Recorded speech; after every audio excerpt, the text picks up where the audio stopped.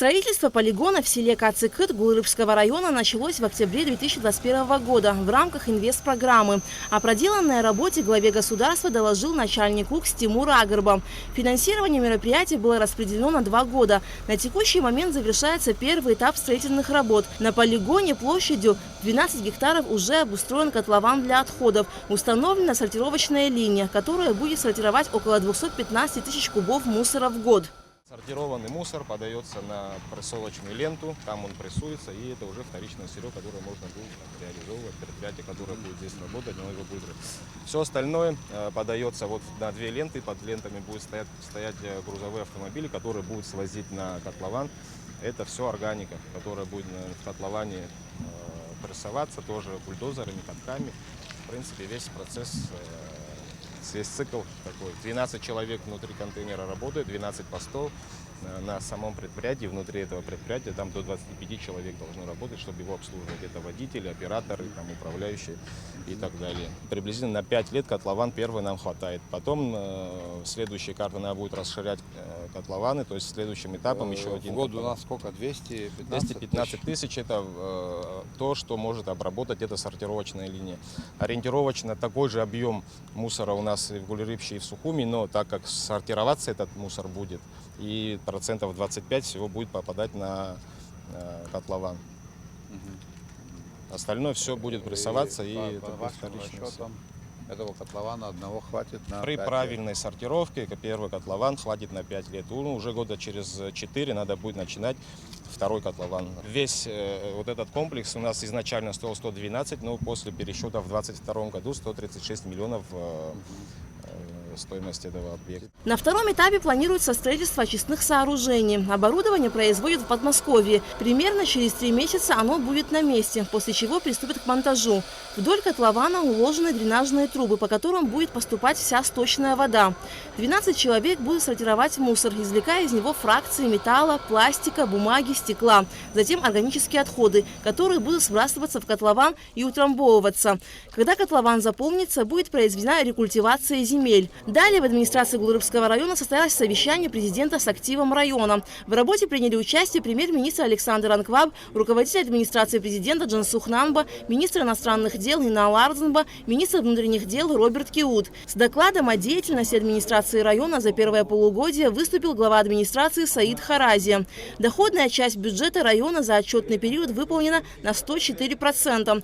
При плане 116 миллионов рублей фактические поступления составили 120 миллионов. Из них собственные доходы 43 миллиона рублей, при плане 39 миллионов.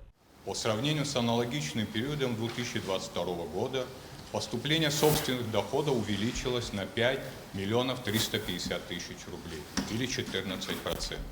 За второй квартал исполнение составило 110%, при плане 20 миллионов 500 тысяч рублей. Фактическое поступление составило 22 миллиона 700 тысяч рублей. Рост по сравнению с аналогичным периодом прошлого года около 3 миллионов, или 15%.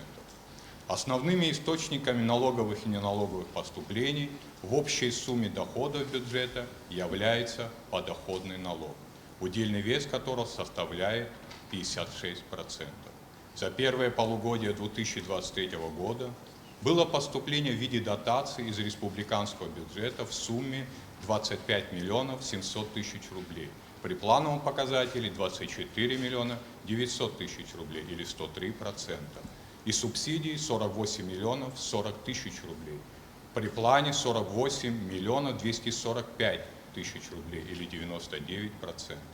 Также было поступление из резервного фонда президента на сумму 350 тысяч рублей для оказания материальной помощи гражданам, домовладения которых пострадали в результате стихийного бедствия к концу 2022 года, 5 семьям по 70 тысяч рублей.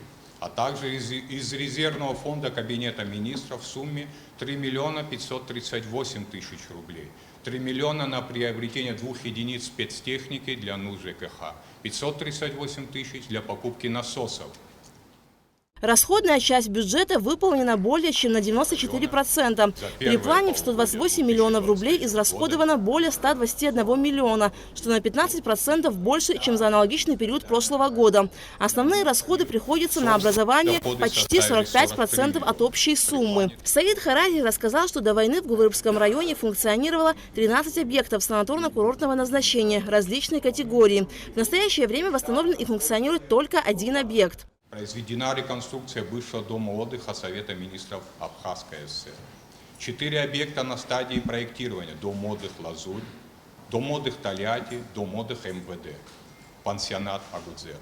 В последнее время наблюдается тенденция на увеличение обращений граждан по вопросу выделения земельных участков от строительства объектов санаторно-курортного назначения.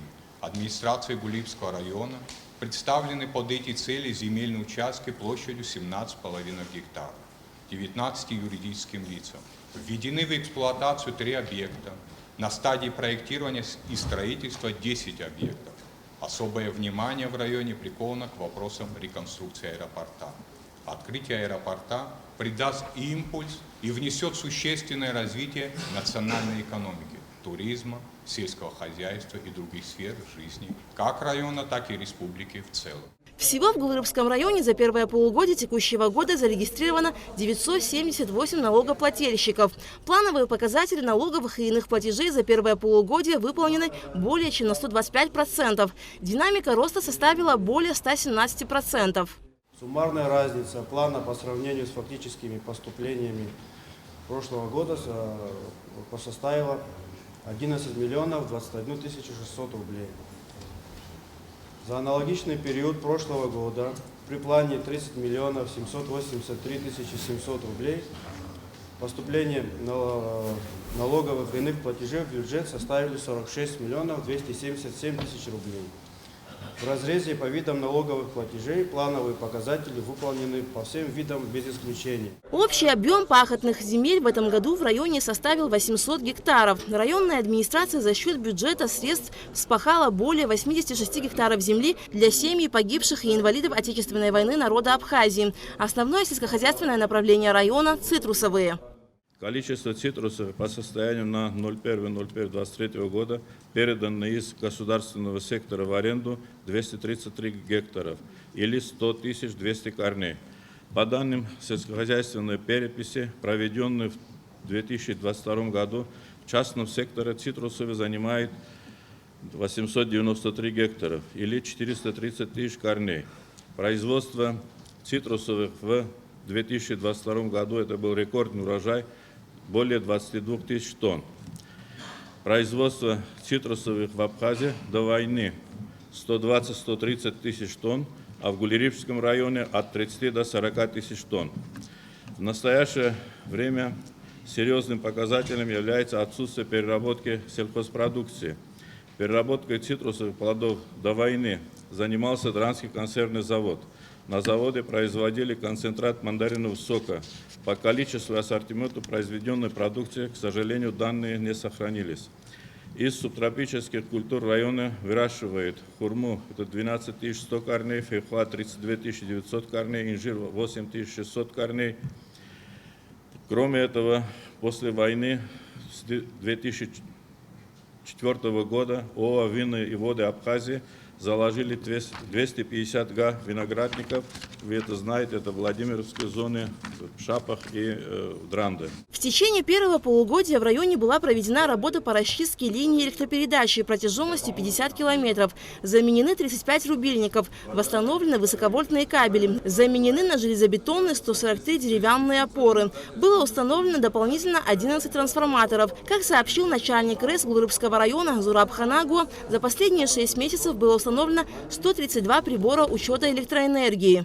Аслан Георгиевич, после вашим указом, как был создан штаб при районе, после этого вот нагрузки на сегодняшний день у нас стремительно снизились и на сегодняшний день составляют, еще раз хочу повториться, 14 мегаватт. Отсутствие сверхнормативных нагрузок позволило представить тех условия на подключение к энергосетям объектов малого и среднего бизнеса по различным видам предпринимательской деятельности. до 4 мегаватт. Пользуясь возможностью, хотим отметить, что руководство Черноморэнерго проявляет понимание и поддержку, в частности, технического оснащения гульрипского филиала по трансформаторам, сыпам и опорам. Вместе с тем, гульрипский филиал Черноморэнерго испытывает серьезную потребность в спецтехнике. Физические лица за последние полгода в процентном соотношении составило 25%. Процент оплаты за потребленную электроэнергию юридическими лицами за последние 6 месяцев составило 71%. Для улучшения динамики собираемости средств за расход электроэнергии считаем необходимым установить счетчики дистанционного управления. Этим мы уменьшим присутствие человеческого фактора, то есть инспекторам не всегда удается достучаться до дверей абонентов. Аслан Бжани подчеркнул, что ситуация с собираемостью платежей за электроэнергию должна измениться. Мы можем оказаться, если мы не будем платить за потребленную электроэнергию, в еще худшем положении.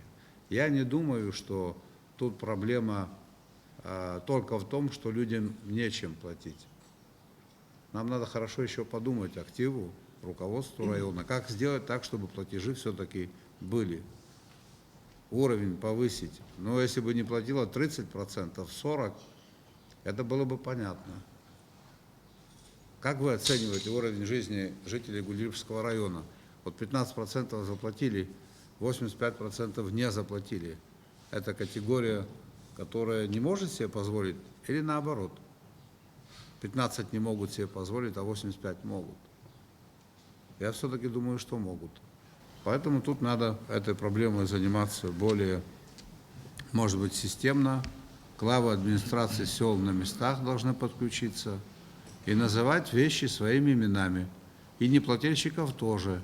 За 6 месяцев текущего года в Гульрипском районе совершено 22 преступления. Из них 21 раскрыто, что составляет более 97% раскрываемости. Начальник Гульрипского РОВД Резу Гулари отметил, что проводятся различные мероприятия, направленные на предупреждение, пресечение правонарушений и преступлений в отношении туристов. В ночное время суток сформированы мобильные патрули для предотвращения различных видов правонарушений. В дневное время выставлены пешие патрули и автопатрули, также с целью предотвращения каких-либо незаконных действий, направленных в отношении отдыхающих. За отчетный период времени в отношении отдыхающих не было совершено преступления. За 6 месяцев следственной группы ОВД по Гульрипскому району принято к производству 10 уголовных дел, возбуждено 8 уголовных дел. Число обвиняемых, направленных лиц в суд 5 человек. Так. Службой АГАИ было выявлено 3130 нарушений правил дорожного движения. Аналогичный период прошлого года было 1682. За управлением транспортным средством в состоянии опьянения 301, за превышение скоростного движения 196, нарушение правил обгона и дорожной разметки 360. Управление оформленным транспортом без госномеров 68. Нарушение правил пользования ремней безопасности 450, прочие нарушения 1512. В прошлом году было 584. На территории обслуживаемой территории оштрафовано за 6 месяцев по протоколам на сумму 2 332 000. За управление транспортом в нетрезвом состоянии лишено права вождения 146 человек. Над чем нужно работать? Надо работать дальше над тем, чтобы не было никаких фактов укрытия преступлений. И посмотреть, что происходит на трассе. Из 17 фактов, получивших ранения, все на трассе. Из 5 погибших все на трассе. Из 9 всего ДТП зарегистрированных за полгода все на трассе. То есть то, что Александр поручили, в Гульрипском районе есть возможность выполнить раньше всех. Если сконцентрировать внимание службы ГАИ, личного состава в целом, на обслуживание трассы. Получается, что в сельских населенных пунктах, коих много в Гульрипском районе, обстановка по линии ДТП благополучна. И надо сконцентрироваться вот на этой теме. Но если о ретроспективе, Гульрипский РОВД во все времена был очень мобильным органом. Если помочь сейчас с техникой, с чем-то еще с личным составом, потому что это из некомплектов не высоких, надо будет поработать над качеством и получить. Завершу тем, с чего начал. Для инвесторов быть привлекательный район. Итоги совещания с активом Гулрыбского района подвел президент Аслан Бжани. Я внимательно слушал выступающих. У меня были материалы, я с ними ознакомился, прежде чем сюда приехать.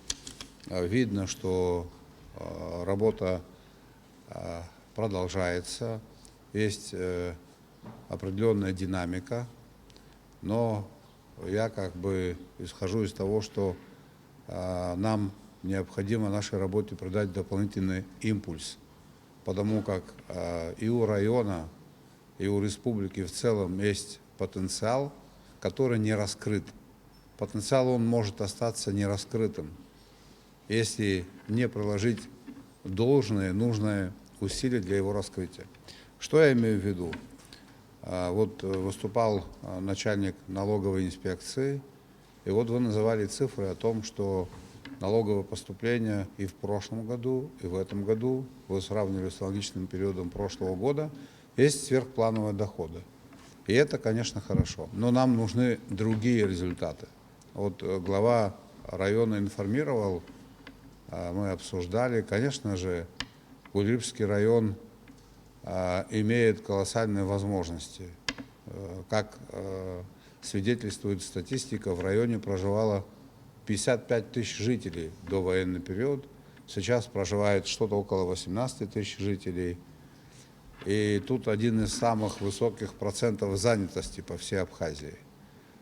Ну и продукция сельского хозяйства, которая производилась или выращивалась в советский период, и то, что делается сегодня, там цифры очень существенным образом разнятся. Те же цитрусовые объемы в советский период были в 2 раза больше.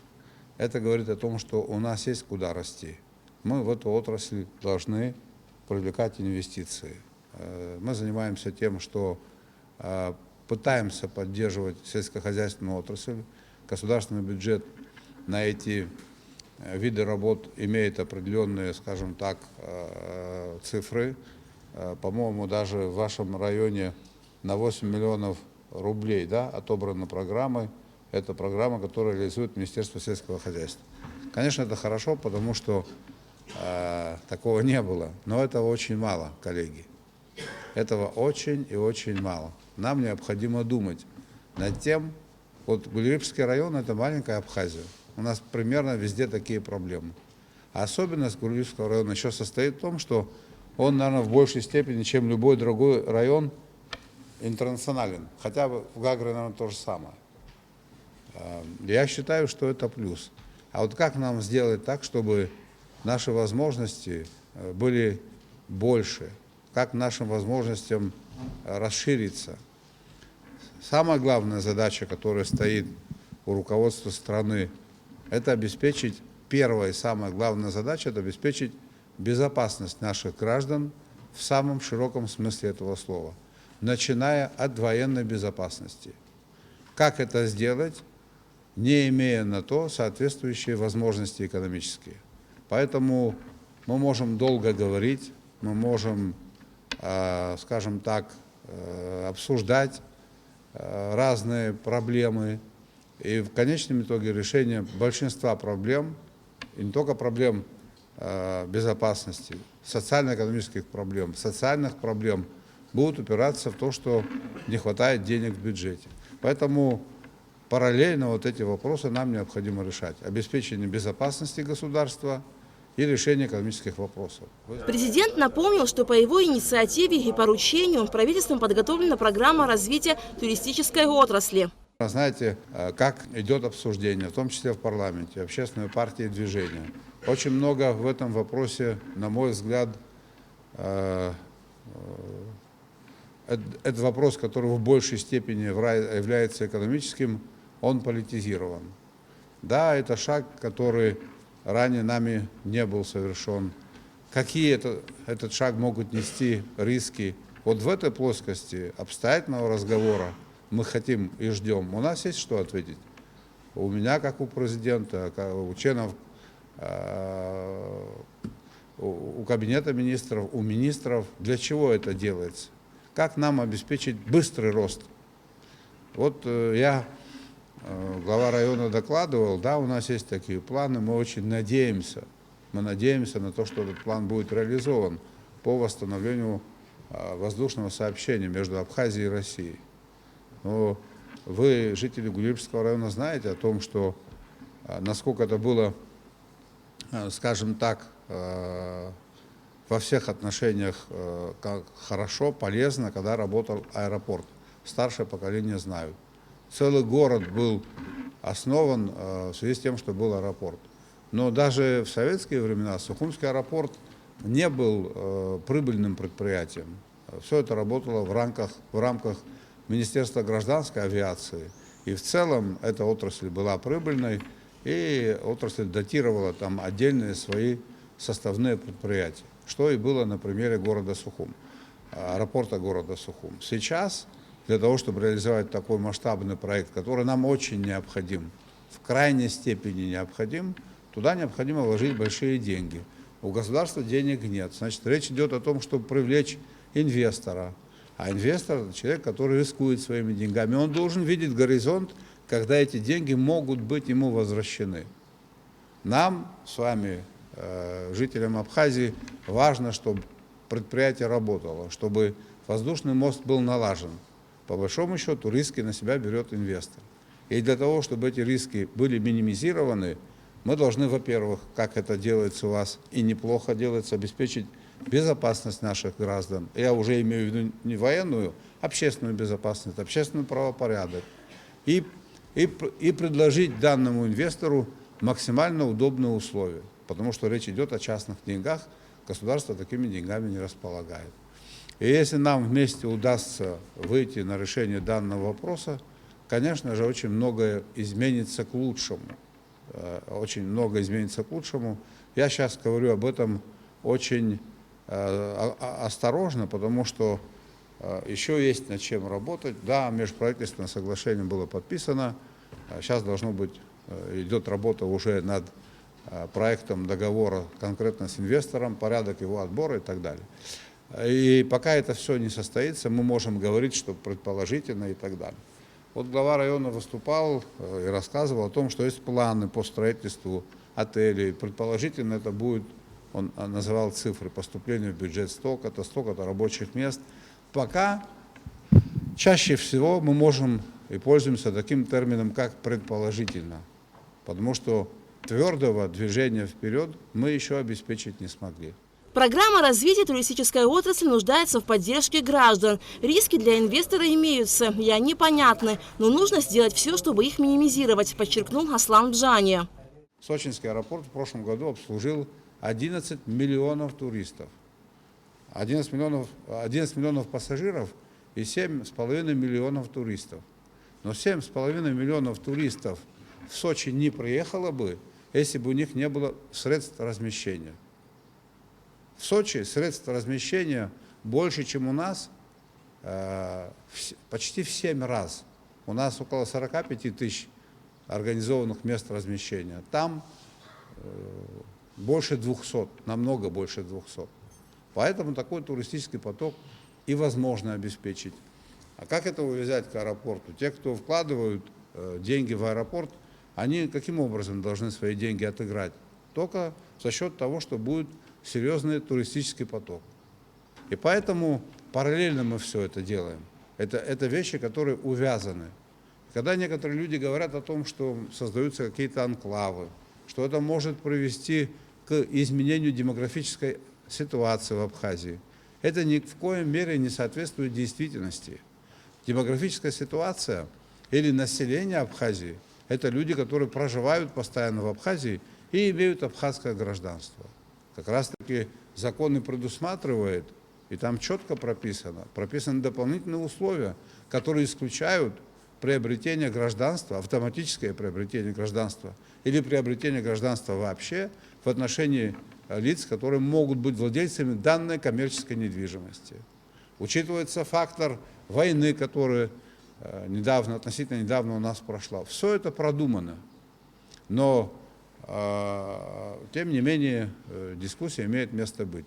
Вот мы с вами называем цифру, да, объемы сельхозпроизводства, 20 тысяч тонн цитрусовых, ну и какое-то количество других культур. Сегодня наша страна производит, по данным нашего Министерства сельского хозяйства, сельхозпродукцию примерно там, на 2,5 миллиарда рублей.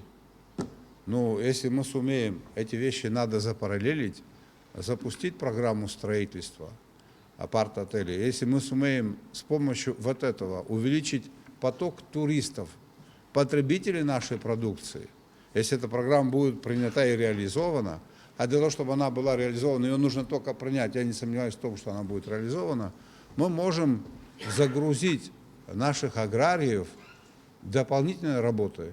Мы можем увеличить в несколько раз, в 5 раз объемы сельхозпродукции, которые могут быть реализованы на территории Абхазии. Эти цифры просчитаны, эти цифры известны, они есть в наших расчетах. И еще на что я хотел обратить ваше внимание. Да? Мы с вами люди, которые должны прогнозировать ситуацию на 5, на 10 лет, на 15.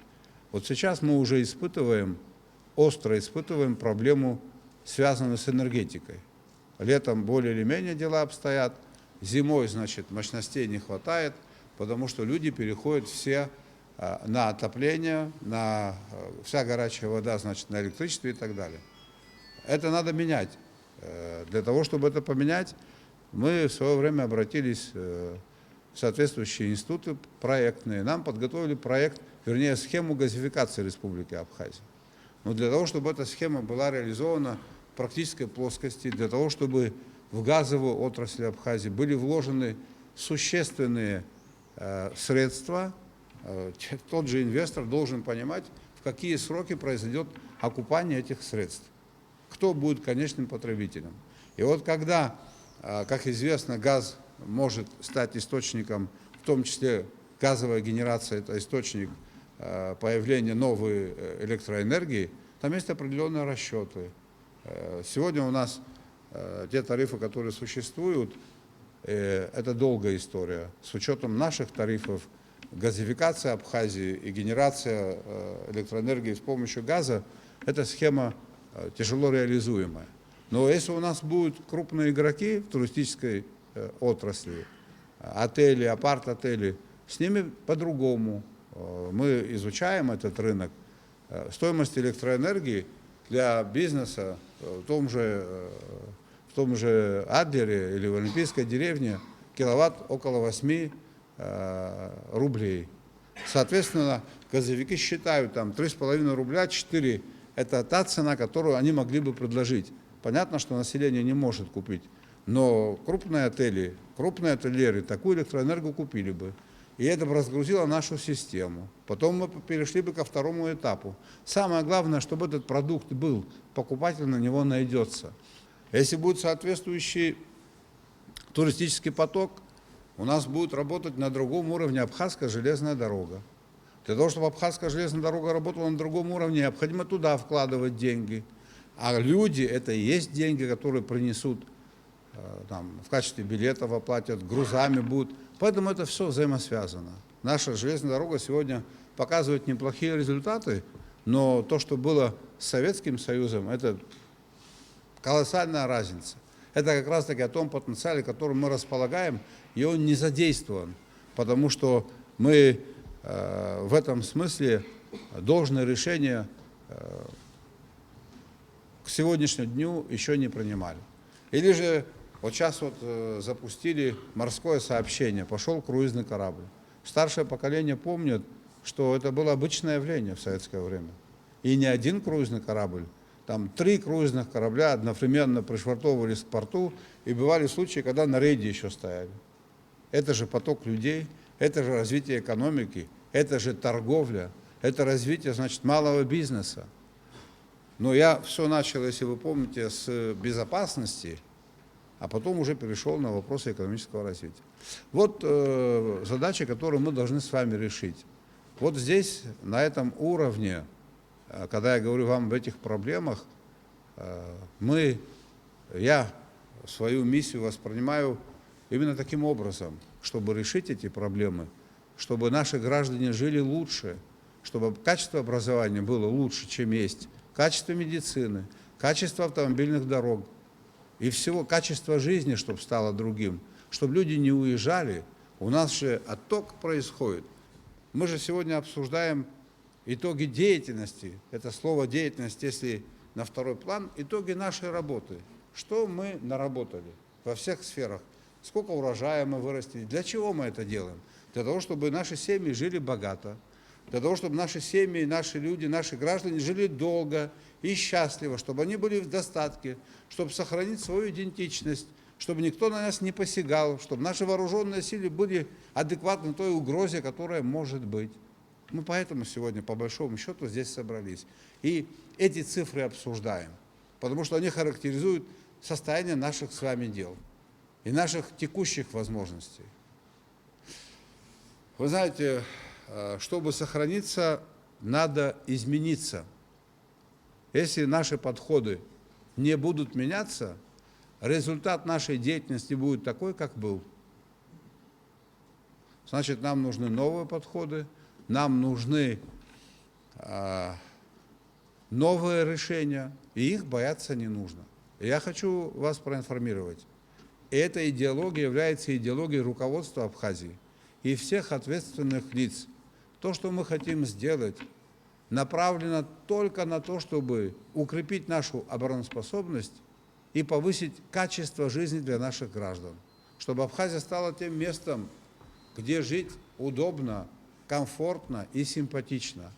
Аслан Бжаня также особо подчеркнул, что состояние дел в вооруженных силах требует повышенного внимания, и руководство страны в этом вопросе предпринимает серьезные усилия.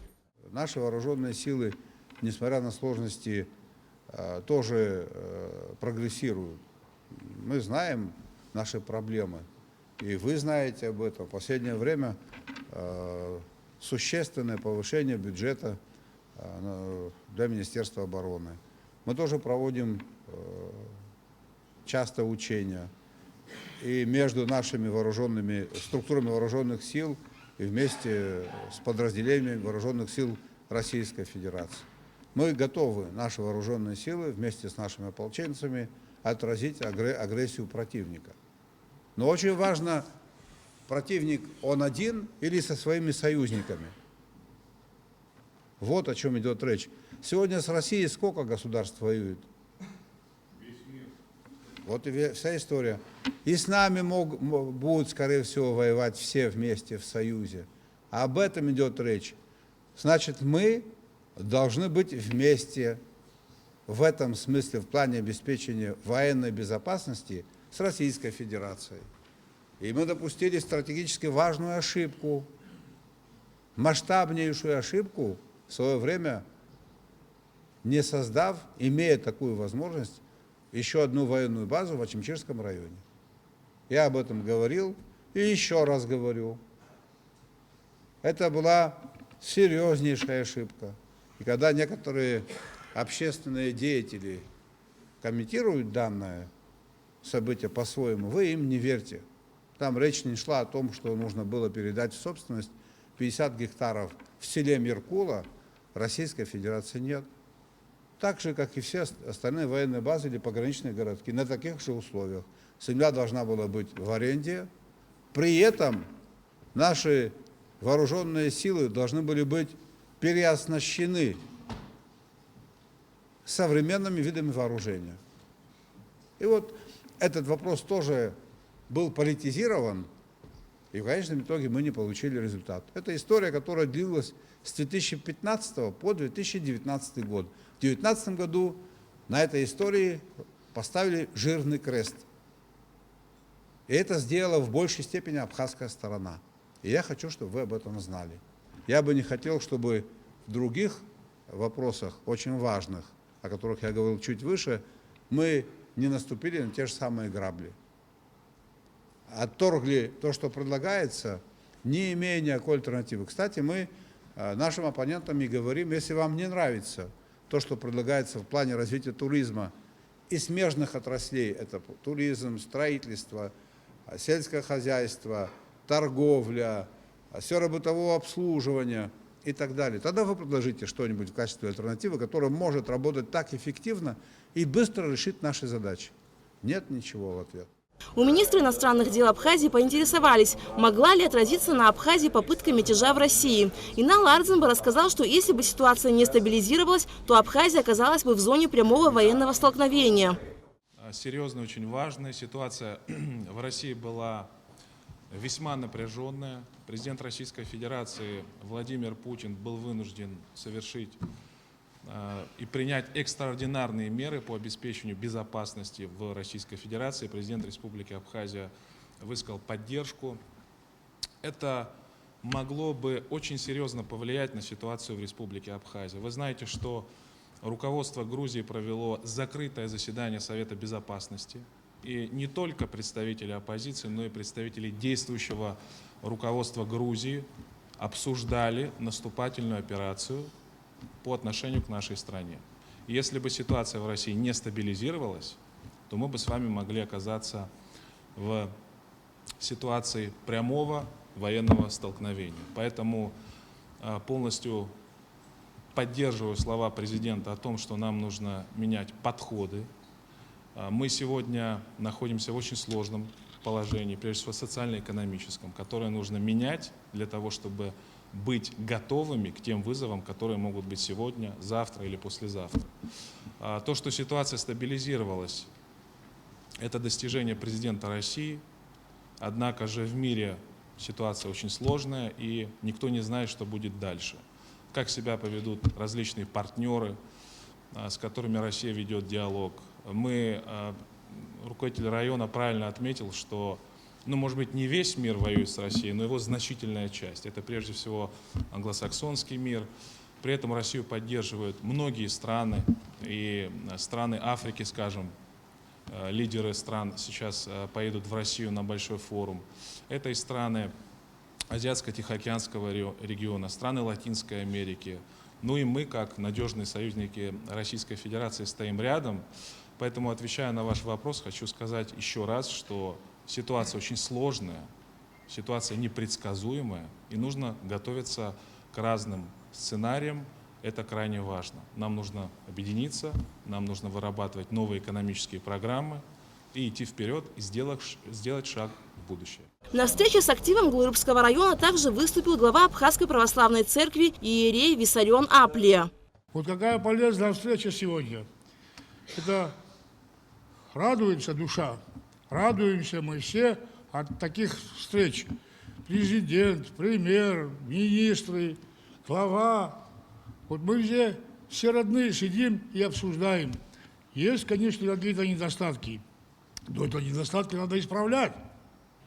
Вот это с помощью Божией, через человеколюбие проявлять, а не делать какие-то агрессивные выпады устами своими в адрес себе подобного. Это мы родные, и как иногда бывает, мы выходим эмоционально, начинаем обращаться к друг другу. Это не нужно, это не угодно Богу, это не угодно никому. Это было первое выездное совещание президента в этом году с активом района по подведению итогов деятельности администрации за первое полугодие текущего года. Глава государства проведет аналогичные встречи и с активами других районов Абхазии. Алька Трапш, Алексея Гухава, Абхазское телевидение.